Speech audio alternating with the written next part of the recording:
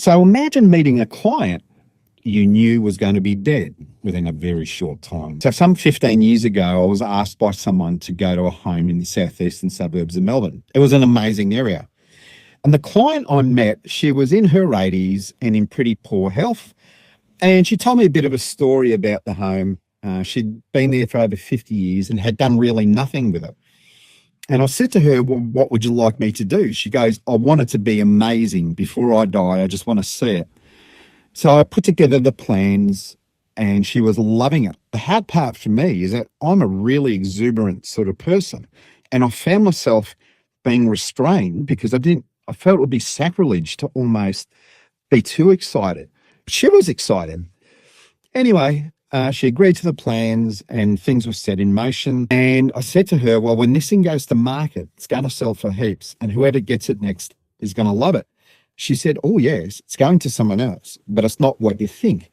Now, it didn't sound ominous. It was more whimsical, but I was perplexed. So anyway, we're given the go-ahead and we started. And while we were there over a 3-week period, family members were coming in and out as you normally would, but she never, ever looked happy. And one day, I'm just sitting down having a drink, and she said, I haven't seen these people in years, nieces, nephews. They all pretend that they love me, but no one ever saw me ever. So anyway, that was interesting. A week or so after that, we finished the job and she was happy and, we moved on.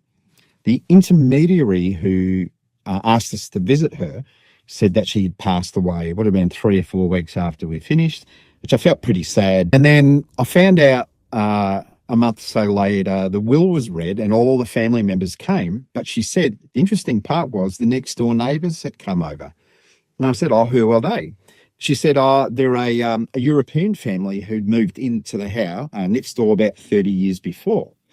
And she said, so when the will was read, it turns out that all her possessions, except a few trinkets, were actually given to the next door neighbours, which made the family unbelievably angry. And they wanted to challenge the will.